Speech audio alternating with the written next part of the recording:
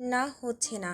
কারণ ওসব কাপড় আমার নয়, মিসেস টুবি অধীর রায়ের, যার জন্য ওসবে আমার কোনো অধিকার নেই। তৎক্ষণাৎ চোয়ালের পেশি টান টান হলো রুড মানবের। দৃঢ়তা বাড়ল সুদর্শন মুখাব্বয়ে। দৃষ্টি যুগলে এক প্রকার অদৃশ্য আগুন লেপ্টে তখনই নিজের বলিষ্ঠ হাতের আক্রমণ বসালো রমণীর কোমল চোয়াল রেখায়। ঘটনা প্রবাহের আকস্মিকতায় ভরকায়নি মাহি। যেন ঘটনা প্রবাহের সকল সিঁড়ি পূর্ব থেকেই নখদর্পণে তার। বলিষ্ঠ পুরুষ জোর বাড়াচ্ছে হাতের। অনমনীয়তায় বোকা মানবীর পেলক মুখখানা তুলেছে খানিক উঁচুতে। অহমিকায় পরিপূর্ণ ঘাটটা সামান্য ঝুঁকিয়ে এনে কটমট কণ্ঠে শুধালো, কি বললি? আরেকবার বল। রমণী স্থির, নাকের পাটা ফুলিয়েছে বেশ। এক মুহূর্তের অভিঘাতে চোয়ালের ব্যথা বেমালুম ভুলে গেলেন তিনি। তিক্ত মেজাজে খ্যাক খ্যাক করে কোনো মতে অধর নাড়িয়ে আওড়ালো, কানে শোনেননি আপনি? একটা মাইক আনবো? আমার মুখে নিজের উডবির কথা শুনতে বুঝি ভীষণ মজা লাগছে? অসভ্য লোক কোথাকার। ভোগ যেহেতু করবেন এমনিতেই করুন না, তার জন্য শুধু শুধু অন্যের জিনিসপত্র দিয়ে অত সাজগোজ করানোর কি আছে? শুনুন বিস্ট, অন্যের অধিকারে হস্তক্ষেপ করার মতো জঘন্যতম রুচি আমার কোনো কালই ছিল না, এখনও নেই।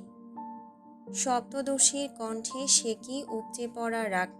ঝাঝালো বাক্যবাণে নির্দয় মানবকে জর্জরিত করার ব্যাপক প্রয়াসে কমতি নেই এক ফোঁটাও। এহেন কাণ্ডে বিচলিত হয়নি মুগ্ধ। উল্টো চোয়ালের রেখার দৃঢ়তা বাড়িয়ে চিরবিরিয়ে বলে উঠল, কুচুটে মহিলাদের মতো পেটের মধ্যে জিলাপির প্যাচ না টেনে যা বলার সরাসরি বল মনস্টারের বান্দি। কিসের অন্যের জিনিসপত্র? And who the fuck is this Mrs to be Adhir Roy? রাগটা বোধহয় তরতর করে বেড়ে গেল রমণীর। চোখে মুখে এক প্রকার ঝাঁজ লেপ্টে তখনই তাকালো মুগ্ধর পানে। দাঁত খিচে শুধালো, আপনার এসব নাটক অন্যের সামনে গিয়ে দেখাবেন, আমার সামনে নয়। কেন বলেছিলেন ঘর ভর্তি কাপড় চোপড় থেকে যেটা ইচ্ছে সেটা পরে নিতে? কোন অধিকারের ভিত্তিতে অন্যের জিনিসপত্রে হাত দিতে যাব আমি? কোন? সপ্তদশীর জিভের ডগায় বিরতিহীন বাক্যবাণ। তাতে হুট করেই লাগাম টানল মুগ্ধ। তড়িৎ শক্ত হাতের জোরালো টানে রমণীর ক্ষুদ্র মুখখানা উঁচিয়ে তুলল আরও কিছুটা। বিকট হুঙ্কারে পরপরই শুধালো, খোদ রুশদি কিংয়ের উপর যার একচ্ছত্র অধিকার তাকে আবার নতুন করে সামান্য কিছুর জন্য অনুমতি দেবার কি আছে বেয়াদবের বাচ্চা? কে তোকে অধিকার নিয়ে কথা শুনিয়েছে সেটা বল। দেখিও কোন বাপের পেট থেকে বেরিয়েছে। সহসা বিরক্তিতে মুখ কুচকায় মাহি। কপালের চামড়া ভাঁজ পড়তে জিভ ঠেলে দুটো কট্টর বাক্য বেরিয়ে আসতে চাইল যেন। রুড মানবের মুখের উপর বলতে চাইল, ওরে মাথা মোটা রাশিয়ান দৈত্য, বাপের পেট থেকে সন্তান বেরোবে কি করে? অন্তকোণে উত্থাপিত হওয়া এহেন সাহসী বাক্যটুকু মুখ ফুটে আওড়ানোর সাহস পেল না মাহি। তৎক্ষণাৎ ঝুঁকিয়ে নিল নজর। সম্মুখে দাঁড়িয়ে থাকা মাফিয়া বিস্ট তখনও কুর্দিষ্টে তাকিয়ে আছে মেয়েটার পানে। বোধহয় কাঙ্ক্ষিত উত্তরের অপেক্ষায় আছেন। তবে প্রহর পেরুতে না পেরুতেই অধৈর্যর তালিকায় নাম লিখলেন তিনি। শক্ত মুখে এক ঝটকায় মাহির নরম চোয়ালখানা ছেড়ে দিয়ে পর মুহূর্তেই চেপে ধরল মেয়েটার ডান হাতের নরম কবজি সন্ধি। বলিষ্ঠ হাতের জোর দেখিয়ে তাকে এক প্রকার টানতে টানতে এগোলো মুগ্ধ। অথচ সপ্তদশীর বেহাল দশা। রুড মানবের সনে পায়ের তাল মেলাতে গিয়ে রীতিমতো দৌড়াতে হচ্ছে তার। এলোমেলো অবিন্যস্ত কায়দায় হোঁচট খেতে খেতে কোনো মতে বেঁচেছে এক দুইবার। এতে অবশ্য ভ্রুক্ষেপহীন মুগ্ধ। শক্ত মুখে গটগটিয়ে হাঁটছে সম্মুখে। মাত্র মিনিট তিনেকের অভিঘাতেই পায়ে রূপ টানলেন রুড মানব। কারুকার্যে শোভিত বিশালাকার দরজার গায়ে মস্ত বড় এক তালা ঝুলছে দেখেই কপালের রগগুলো কেমন দপদপিয়ে জ্বলে উঠল তার। বদরাগের নিদর্শনে ঘাড়ের রগগুলো ফুলল বেশ। ক্ষুব্ধ বাঘের ন্যায় ফোঁস-ফোঁস করতে করতে যুবক কেমন ঘাড় বাঁকিয়ে আচানক গর্জন তুলল। Who the fuck dare to lock this room? কোন বাস্টার্ড করেছিস এই কাজ? বিকট গর্জনে মুহূর্তেই অন্দরমহলের ফাঁকা অঙ্গনে জড়সড় হলো মাফিয়া বিস্টের পোষ্য গার্ডস। নতমুখে দাঁড়িয়ে থেকে কি যেন একটা প্রত্যুত্তর করলেন তারা। ওদিকে যুবকের অমন হুঙ্কারে ফের নিজেদের ঘর ছেড়ে বেরুলেন হিমাংশু রায় এবং জমিদার গিন্নি। চোখে মুখে উৎকণ্ঠা তাদের, কপালে দ্বিরুক্তির ছাপ। ততক্ষণে ফের গর্জে ওঠে মুগ্ধ। ঘরগুলোতে তালা লাগিয়েছে কোন বাস্টার্ড? এক্ষুনি আমার সামনে আয়। এহেন বাক্যে খানিক অবাক হলেন হিমাংশু রায়। গম্ভীর মুখে এগোতে চাইলেন এক কদম, তবে পরক্ষণেই নিজের বাদবাকি সম্মানের কথা চিন্তা করে থমকে দাঁড়ালেন তিনি। ক্ষুব্ধ বাঘের সম্মুখে গিয়ে অপমানিত হওয়ার চেয়ে নিজের জায়গায় ঠায় দাঁড়িয়ে থাকাটাই বোধহয় অধিক সম্মানের। হিমাংশু রায় তাই করলেন। গম্ভীর মুখে খানিক গলা খাকারি দিয়ে শুধালেন, অধীর। তৎক্ষণাৎ রুদ্রমানবের অগ্নিদৃষ্টি যুগল একত্রে নিক্ষিপ্ত হল হিমাংশু রায়ের উপর। অমনি বাক হারালেন বেচারা। জিভটা কেমন আমতা আমতা করতে করতে শুধালেন, না মানে বলছিলাম, ঘরগুলোতে কাপড়ের স্তূপ দিয়ে বোঝাই করে রাখা, এগুলো তো আর হাঁ করে খুলে রাখা যায় না, তাই আর কি। হিমাংশু রায়ের কথা চলমান, অথচ সেদিকে বড্ড অনীহা দেখিয়ে তড়িৎ ঘাড় বাঁকিয়ে পেছনে তাকায় মুগ্ধ। নিজের বলিষ্ঠ দেহের আড়ালে লুকিয়ে থাকা ক্ষুদ্র মানবীর পানে আলতো করে ঝুঁকে এসে গমগমে গলায় জিজ্ঞেস করল, তোকে কে বলেছে এখানকার ঘরগুলোতে যা আছে তা অন্যের? কে বলেছে উত্তর দে। মুগ্ধর গর্জে ওঠা কণ্ঠ, তা কর্ণকুহরে পৌঁছাতেই ভয়ে কেঁপে ওঠে মাহি। সহসা দুই হাতে খামচে ধরে পরনের জামাটার দুই পাশ। নতমুখে নির্বিকার ভঙ্গিতে দাঁড়িয়ে থাকতেই বদরাগী রাগের পারদ তরতর করে আকাশ ছুঁল বোধহয়। তৎক্ষণাৎ হিংস্র থাবায় রমণীর সিল্কি চুলগুলো খামচে ধরে হুঙ্কার ছুড়ল, উত্তর দে জানোয়ারের বাচ্চা। চুলের ব্যথায় কুপোকাত মাহি। দাঁত খিচে ব্যথাটুকু সইবার প্রয়াসে মত্ত থেকে আচানক তর্জনী উঁচিয়ে তাক করল অদূরের ডান পাশে, যেথায় এক প্রকার জড়সড় ভাব নিয়ে দাঁড়িয়ে আছে এক তরুণী। তখনই তর্জনীর ইশারায় ঘাড় ঘোরায় মুগ্ধ। বাজ পাখির ন্যায় তীক্ষ্ণ দৃষ্টিজোড়া মুহূর্তে গিয়ে আশ্রে পড়ল অচেনা মেয়েটার উপর। এহেন দৃষ্টে চোখ পড়তেই ভরকায় তরুণী। কাঁপতে কাঁপতে পেছাতে লাগলো কদম। মুগ্ধ হাসল এবার, অত্যন্ত ভয়ানক ভঙ্গিতে বাঁকা হাসল খানিকটা। মাহির চুলের গোছা আলগোছে ছেড়ে দিয়ে পা বাড়ালো অদূরের তরুণীর পানে।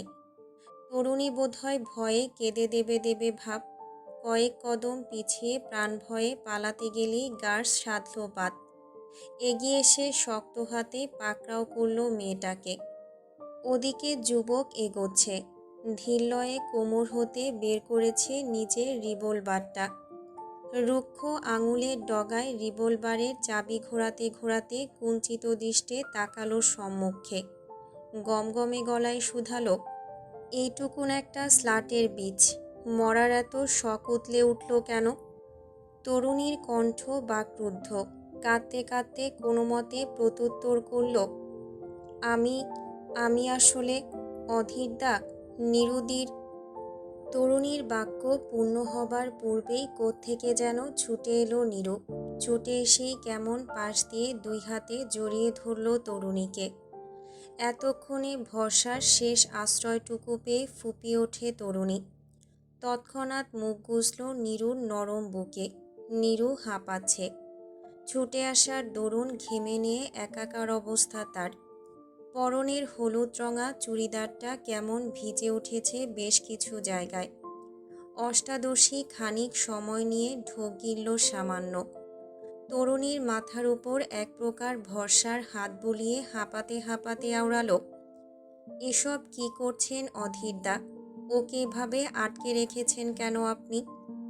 সহসা বিরক্তিতে নাক মুখ কুঁচকে নেয় মুগ্ধ। পায়ের গতি বহাল রেখে বন্দুকের ধাতব নলে ডগা দিয়ে ঘাড়ের পাশ চুলকালো খানিক। তিক্ত বিরক্ত মেজাজে তেতো কণ্ঠে আওড়ালো, আবার ওই বালপাকনা। বলিয়েই বান্দির ছেলে হিমাংশু রায়, আপনার এই বালপাকনা মেয়েটাকে ঘরের ভেতর আটকে রাখতে পারেন না? এভাবে যেখানে সেখানে ছেড়ে দেন কেন? চোয়াল শক্ত করলেন হিমাংশু রায়। রাগ নিয়ে কটা উপযুক্ত বাক্য আওড়াতে যাবেন, ঠিক তখনই পেছন থেকে কবজি সন্ধিতে টান বসল তার। কপাল কুঁচকে ত্রস্ত ঘাড় বাঁকিয়ে তাকালেন মধ্যবয়স্ক। দেখলেন স্ত্রী কেমন ইশারায় চুপ থাকতে বলছে তাকে। হিমাংশু রায় বুদ্ধিমান মানুষ। স্ত্রীর কথা গায়ে মাখতে খুব একটা কার্পণ্য করলেন না তিনি। এদিকে মুগ্ধ ততক্ষণে এগিয়ে এসে দাঁড়িয়েছে নীরুর সম্মুখে। মুখটা অন্যত্র ঘুরিয়ে রেখে চোয়াল শক্ত রেখে গমগমে গলায় আওড়ালো, সামনে থেকে সর বালপাকনা। সরল না নীরু। উল্টো তরুণীকে আগের ন্যায় জড়িয়ে রেখে বিচলিত কণ্ঠে আওড়ালো, অধীরদা, ওর দোষটা অন্তত বলুন। ও কি এমন করেছে যার জন্য ওকে এমন একটা শাস্তি দিতে হচ্ছে আপনার? তৎক্ষণাৎ প্রত্যুত্তর দেবার বদভ্যেস নেই রুড মানবের। বদমেজাজি ভাবাবেগে দাঁত কিরমির করতে করতে আচানক ট্রিগার তুলল বন্দুকের। অতপর কোনরূপ বলা কওয়া ছাড়াই সরু ধাতব নলখানা সম্মুখে তাক করে শক্ত কণ্ঠে বলে ওঠে, সামনে থেকে সরবি না মরবি? অনন নীরু। দৃঢ় মানবীর ন্যায় সামান্য নাক টেনে শটান হয়ে দাঁড়ালো ভয়ার্ত তরুণীর সম্মুখে। ভনিতাহীন কণ্ঠে প্রত্যুত্তর করল, দিন মেরে। তাচ্ছিল্যের হাসি ফুটল মুগ্ধর ঠোঁটের কোণে। বলিষ্ঠ হাতটা সামান্য নাড়িয়ে বন্দুকের নলটা আলগোছে নামিয়ে আনল নীরুর দিকে। এহেন অতর্কিত কাণ্ডে আঁতকে ওঠেন বাড়ির সকলে। হিমাংশু রায় কেমন চিৎকার দিয়ে উঠলেন তখনই। ছোটালেন পা, অথচ মুগ্ধ অনড়। নীরুর পানে বিরক্তির দৃষ্টিজোড়া তাক করে রেখে অনীহা মিশ্রিত কণ্ঠে বলে উঠল, ফাইন, গো টু হেল। সহসা চোখ দুটো বুজে নেয় নীরু। দাঁড়িয়ে রয় চুপচাপ। মুগ্ধ ততক্ষণে আঙুল ঢুকিয়েছে বন্দুকের ট্রিগারে। চাপ বসাবে বসাবে ভাব। অমনি পেছন থেকে ছুটে আসা একজোড়া কোমল হাত তখনই আষ্টে পৃষ্ঠে আঁকড়ে ধরল রুড মানবের বলিষ্ঠ হাতখানা। ভয়ার্ত কণ্ঠে আওড়ালো, পাগলামি থামান বিস্ট। সহসা ঘাড় বাঁকায় মুগ্ধ। শক্ত চোয়ালে কটমুটিয়ে বলে উঠল, পাগল বানানোর আগে মনে ছিল না? এহেন প্রত্যুত্তরে ভঙ্গুর মাহি। তার চেয়েও ভগ্ন হল নীরুর অন্তর। ছলো ছলো চোখ জোড়া পর্দা সরাতে সম্মুখের দুজনকে অমন প্রেমিক যুগলের ন্যায় দাঁড়িয়ে থাকতে দেখে অন্তকোণে কেমন চিনচিন করে ব্যথা হচ্ছে তার। চোখ দুটো মানছে না বাদ। ঝরতে লাগলো অশ্রু। মাহি দুর্বল বড্ড। এক প্রকার টানছে মুগ্ধর উঁচু হাত। লোকটার বাড়াবাড়িতে এক প্রকার অতিষ্ঠ হয়ে শুধালো, আমার কিচ্ছু লাগবে না, শুনেছেন আপনি?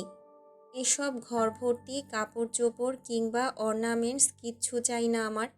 এগুলো ওনারই থাকুক। রাগের পারদ তরতর করে বেড়ে গেল মুগ্ধর। শক্ত হলো চোয়াল। সে তখনই ঘাড় ঝোঁকায় মাহির ক্ষুদ্র মুখখানার উপর। কেমন হিসহিসিয়ে শুধালো, কি বললি তুই? এসব লাগবে না তোর, তাই তো?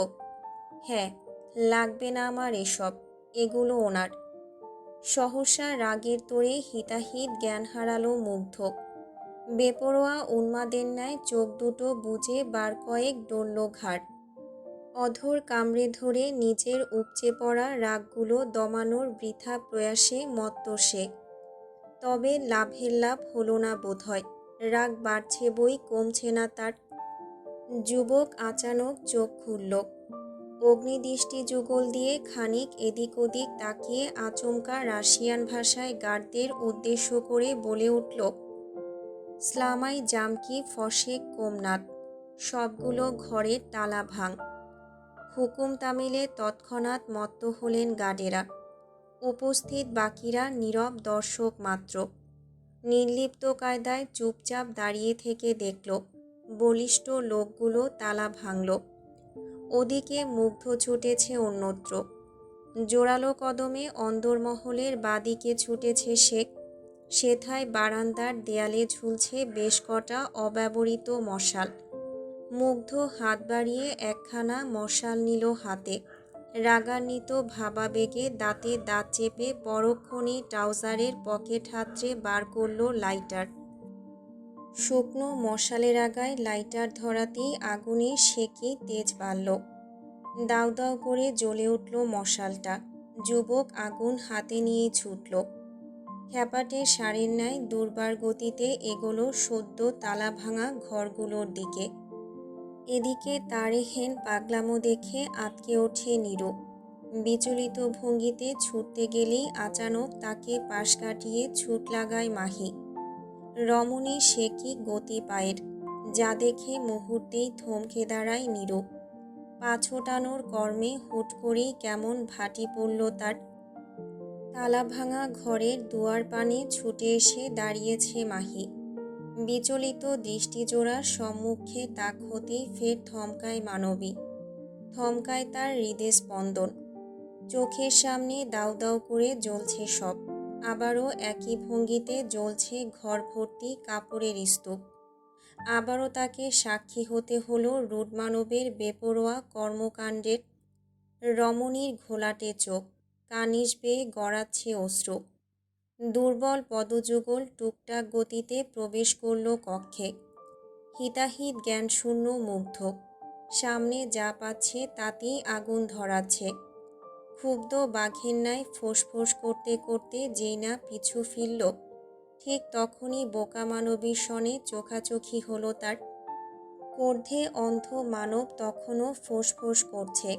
হাতে তার জ্বলন্ত মশাল। চারপাশের দাবাননে লেলিহানে স্তব্ধ হয়ে দাঁড়িয়ে আছে দুজন। বেরোনোর নামগন্ধও নেই। দুর্বল মাহি এবার আরেকটু এগোলো। রাগে ফুঁসতে থাকা রুডমানবের উন্মুক্ত রুক্ষ বক্ষভাজে কাঁপা কাঁপা হাতটা আলগোছে ছোঁয়ালো। ধীরলয়ে ভঙ্গুর কণ্ঠে শুধালো, এতটা পাগল কেন আপনি বিস্ট? কেন প্রতিবার এমন হিংস্র পাগলামিগুলো করেন আপনি? কি দরকার ছিল কাপড়গুলোতে আগুন ধরানোর? আমি না হয় অন্য কিছু নিয়ে নিতাম। এগুলো না হয় মিসেস টুবি অধীর রায়েরই থাকতো। তৎক্ষণাৎ বলিষ্ঠের শক্ত হাতের হিংস্র থাবায় পিষ্ট হল রমণীর সুদীর্ঘ কোমল গ্রীবাদেশ। ক্ষুব্ধ মানবের কণ্ঠ ফুঁড়ে বেরিয়ে এলো আরেক হিংস্র গর্জন। Hush! Don't you dare to say that again. অকালে প্রাণ হারাতে না চাইলে অন্য কাউকে মিসেস টুবি অধীর রায় বলতে যাস না Mrs Adhir Roy. Don't forget, জনদরদি তুই, আমি না। রমণী সিক্ত চোখ দুটো অশ্রু বিসর্জনে মত্ত। দক্ষ নীরব ভাষায় বলে যাচ্ছে অনেক কিছু। মুগ্ধ সরায়নি নিজের অগ্নিদৃষ্টি যুগল। তাক করে রেখেছে মিনিট খানেক। তবে রমণীর চোখের ভাষা যেন ভাঙতে চাইছে তাকে। কোনরূপ দৃশ্যমান আক্রমণ ছাড়াই রুডমানব পরাস্ত হবার ভয়ে সহসা ঢিলে করল নিজের রুষ্ট হাতের চাপ। ছেড়ে দিল রমণীর গ্রীবাদেশ। শক্ত মুখে পিঠ ঘুরিয়ে দাঁড়াতেই মাহির ভগ্ন কণ্ঠ ফুঁড়ে অস্ফুটে বেরুল, এগুলো সামান্য কিছু কাপড় ছিল বিস্ট। হোক না তা আমার নামের, তাই বলে তো অন্য কেউ। বাকিটা বলার ফুরসত পেল না মাহি। তার পূর্বেই তরাক শরীর ঘুরিয়ে আনে মুগ্ধ। আচানক মেয়েটাকে হতবাকতার শীর্ষে পৌঁছে দিয়ে শক্ত হাতখানার রুক্ষ তালু উঠিয়ে রাখল মানবীর মাথার তালুতে। এক স্পষ্ট স্বীকারোক্তিতে ভনিতাহীন কণ্ঠে শুধালো, তোর নামে দেয়া কোনো কিছুতে অন্য কেউ অধিকার বসানো তো দূর, হাত বাড়ানোর সাহস করেই দেখুক একবার। তোকে ছুঁয়ে বলছি পিচ্চি, আমি ওই সব কিছু জ্বালিয়ে পুড়িয়ে ছারখার করে দেব, নিঃশেষ করে দেব পৃথিবী থেকে। মিটিয়ে দেব তাদের অস্তিত্ব। তা হোক সামান্য কটা কাপড় কিংবা গোটা আমিটাই। থমকায় মাহি। যুবকের স্পষ্ট স্বীকারোক্তিতে থমকায় তার অন্তর। কাঁপতে থাকে ক্ষুদ্র বদনখানি। মুগ্ধ বোধহয় টের পেল তা। তখনই এগিয়ে এসে প্রথমবারের মতো স্বেচ্ছায় জড়িয়ে ধরল সপ্তদশীকে। দুই হাতের দৃঢ় বন্ধনে মুহূর্তেই আটকে নিল সপ্তদশীর ক্ষুদ্র বদনখানা। জোরালো হাতের জোরে রমণীর পা দুটো ইতিমধ্যেই শূন্যে উঠেছে বেশ। বেপরোয়া যুবক নিজেকে শান্ত করার প্রয়াসে মুখ ডুবিয়েছে মাহির কাঁধে। অনবরত ঘষছে নাক, টানছে জোরালো নিঃশ্বাস। মাঝে মধ্যে বসাচ্ছে রুক্ষ অধর যুগলের অবিন্যস্ত ছোঁয়া। মাহি স্থির কণ্ঠে দৃঢ়তা নামিয়ে আচমকা প্রশ্ন ছুড়ল, do you love me beast? থামল মুগ্ধ। কয়েক মুহূর্তের জন্য থামল নিজের বেপরোয়া পাগলামিগুলো। ধীরলয়ে মুখ সরিয়ে আনল রমণীর কাঁধ হতে। পরক্ষণেই তীক্ষ্ণ দৃষ্টিজোড়া আলগোছে ডোবালো মেয়েটার স্নিগ্ধ আখিদ্বয়ে। কোনরূপ ভনিতা ছাড়াই দৃঢ়কণ্ঠে প্রত্যুত্তরে বলল, no, I don't trust in this love and all bullshit. রমণীর মুখ অভিব্যক্তিতে খানিকটা পরিবর্তন নামল যেন। ক্ষুদ্র দৃষ্টে ফের জিজ্ঞেস করল, তাহলে এমন করছেন কেন বিস্ট? কেন আমার জন্য এত পাগলামি করছেন আপনি? ভালো যদি নাই বাসেন তাহলে এভাবে আগলে রাখার মানে কি? যুবক কেমন এলোমেলো, অস্থির পদযুগল তার, দৃষ্টি অবিন্যস্ত। রমণীকে নিজের বুকের সনে আটকে রেখে পরপরই গমগমে গলায় শুধালো, কজ আই ডোন্ট নো। আমি কেন এমন করছি আমি জানি না। তোকে সবসময় চোখের সামনে রাখতে ইচ্ছে করে শুধু। ইদানিং তোকে না দেখলে নেশা হয় না। তোকে সবসময় নিজের করে রাখতে হবে, এতটুকুই জানি। তোর প্রতি আমার একটা অদ্ভুত অ্যাট্রাকশন কাজ করে বিউটি। তোকে দেখলে শান্তি লাগে এইটুকুই। তুই তুই আচ্ছা, বাদ দে ওসব। চল চল আমরা ইন্টিমেট হব, চল। মুগ্ধর এরূপ পাগলামিতে হতবিহ্বল মাহি। কেমন প্রতিক্রিয়া দেখাবে তা নিয়ে সনিগ্ধতায় ভুগছে বেচারি। মুগ্ধ পা বাড়িয়েছে। রমণীকে কোলে নিয়েই এগোচ্ছে ঘরের বাইরে। মাহি নতমুখ, ভগ্ন কণ্ঠ ফুঁড়ে অস্ফুটে আওড়াল, আমাদের বিয়ে হয়নি বিস্ট। সহসা থমকে দাঁড়ায় মুগ্ধ। কপাল কুঁচকে ক্ষুদ্র দৃষ্টিতে তাকায় মাহির পানে। মেজাজ খিচে যাওয়ায় গমগমে গলায় বলে ওঠে, we have done A contract marriage right? সেদিক থেকে তুই আমার সিগনোরা, অ্যান্ড দ্যাটস ইট। জনসমাগমে পরিপূর্ণ জমিদার বাড়ির বহির্মহল। ফায়ার ব্রিগেডের গাড়ি দেখেই ছুটেছেন তারা। উৎসুকের ন্যায় ভিড় জমিয়েছেন চারপাশে। প্রায় মিনিট 20 প্রচেষ্টায় আগুন থামাতে সক্ষম হলেন ফায়ার ফাইটাররা। চলছে বাদবাকি কাজ। হিমাংশু রায় কেমন গম্ভীর মুখে দাঁড়িয়ে আছে অন্দরমহলের প্রশস্ত অঙ্গনে। ঘাড় উঁচিয়ে একদৃষ্টে তাকিয়ে আছে 3 তলার দিকে। তন্মধ্যে বেশ পরিচিত দুজন প্রতিবেশী এগিয়ে এসে দাঁড়ালেন মধ্যবয়স্কের দুই পাশে। কাঁধে হাত দিয়ে সন্দিহান গলায় জিজ্ঞেস করলেন, অমন করে আগুন লাগলো কি করে হিমাংশুদা? ইলেকট্রিক সার্কিট ব্লাস্ট হয়েছিল নাকি? হিমাংশু রায়ের দৃষ্টি অটুট। গম্ভীর কণ্ঠে কেবল প্রত্যুত্তর করলেন, ধরে নাও তাই। ঠক ঠক ঠক ঠক ঠক ঠক। ঘর লাগোয়া ওয়াশরুমের দরজায় অনবরত পড়ছে জোরালো চাপড়। দরজার ওপাশ থেকে রুটমানব কেমন অস্থির কণ্ঠে বলে যাচ্ছে, সিগনোরা, কদিনের জন্য ঢুকলি ভেতরে? তাড়াতাড়ি বের হ সিগনোরা। ভয়ে ভয়ে শুকনো ঢোক গিলছে মাহি। ওয়াশ বেসিনের ফসেট ঘুরিয়ে পানি ছেড়ে দিয়েছে উদ্দাম বেগে। তবুও দুয়ারের ওপাশ থেকে রুডমানবের কণ্ঠ স্পষ্ট শোনা যাচ্ছে। মাহি পেছালো 2 কদম। এরই মধ্যে ওপাশ থেকে ফের ভেসে এলো, তুই বের হবি নাকি আমি দরজা ভেঙে ঢুকবো? কোনটা? ভীত রমণী। রুড মানবের ভয়ে কাঁপছে কেমন। কাঁপতে কাঁপতে গিয়ে লুকালো বেসিনের নিচে। 2 হাত দিয়ে চেপে ধরল নিজের কান দুটো। ওদিকে দুয়ারের ওপাশে দাঁড়িয়ে থাকা বেপরোয়া যুবকের লাগামহীন কাণ্ড বাড়ল। চোয়াল শক্ত করে আচানক পেছালো এক কদম। অতঃপর বলিষ্ঠ পায়ের জোরালো শক্তিতে দরজার গা বরাবর সজোরে দিয়ে বসল এক লাথি। অমনি বেচারা দরজাটার গায়ে কেমন বিকট শব্দে ধীরে ধীরে ফাটল ধরতে লাগল। 1 বার 2 বার, পরপর 3 বার জোরালো পায়ের আঘাত গায়ে পড়তেই বেচারা দরজাটার বেহাল অবস্থা হলো। মাঝখান থেকে চিরচির করে 2 পাশ দিয়ে ভেঙে গেল কাঠের দরজাটা। খ্যাপাটে ষাঁড়ের ন্যায় ফুঁসতে থাকা মুগ্ধ তখনই ঢুকল ওয়াশরুমে। অগ্নিদৃষ্টে এদিক ওদিক নজর ঘোরাতেই তার দৃষ্টি গিয়ে আচানক ঠেকল বেসিনের নিচে জড়সড় ভাব নিয়ে বসে থাকা মাহির পানে। অমনি ঠোঁটের কোণে বাঁকা হাসির রেশ দেখা গেল মুগ্ধর। দৈত্যের ন্যায় পা দুটো বাড়ালো বেসিনের দিকে।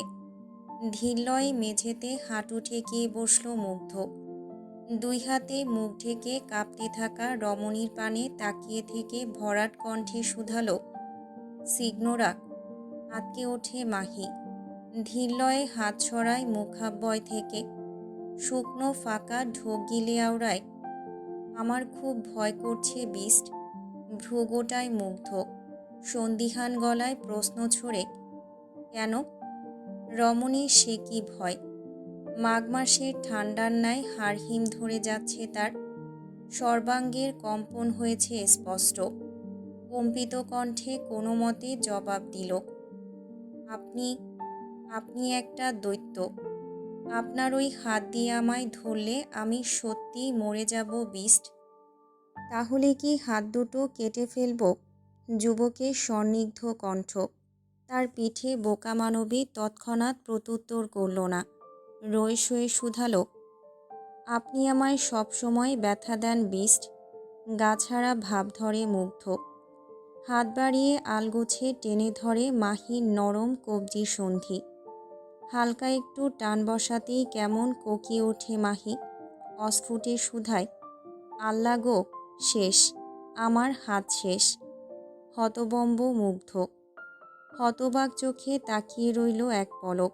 পরপরই স্বনিগ্ধ গলায় আওড়ালো, স্ট্রেঞ্জ, আমি তো একদম হালকাভাবে ধরলাম, এতেই হাত শেষ হয়ে গেল।